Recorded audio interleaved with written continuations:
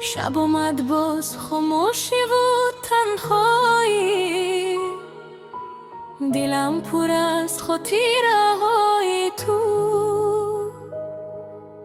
کوچه ها خوابندم و چشمانم بدار، من هنوز تو رو میگم در غرسوی شبر.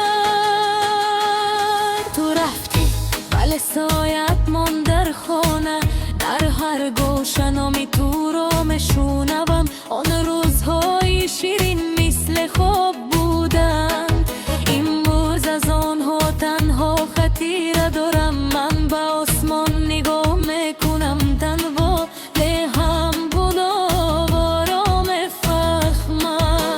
ستاره ها میدانن که دل من به تو چقدر آرامی رو گم کرده.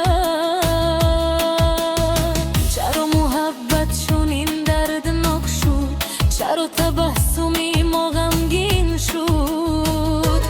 من تو را از دل فراموش نکردم، گرچه تقدیر ما را ازم جدا کرد.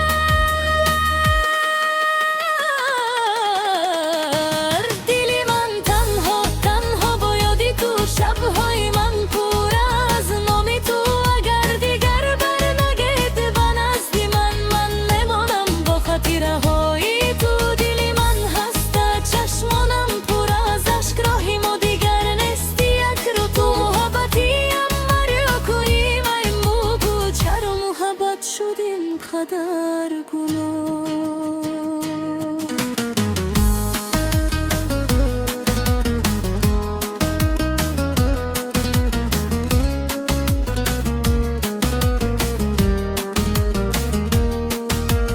در تلفنی من عکسی تو مانده است، من آن رو حذف کرده نمیتوانم.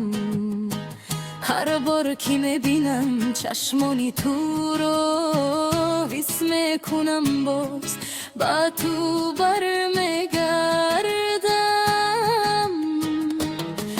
کافه که یک جا می نشستم خالیست، کوچه که یک جا می رفتم خاموش است.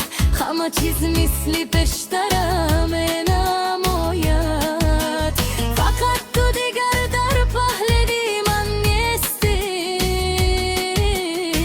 من به شمال سیر دل میگویم، شاید آن را به تو رساند میگویم. اون را آنم دوست دوست میدارم، شاید دلی تو نرم یمر کند.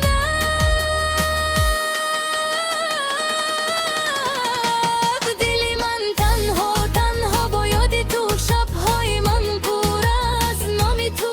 اگر دیگر بر پا زدی به نزدی من میمانم با خاطره های تو. دل من هسته چشمانم پر از اشک، راهی ما دیگر نیستی یک راه. محبتیم ولو دل من بودی، چرا محبت شد اینقدر.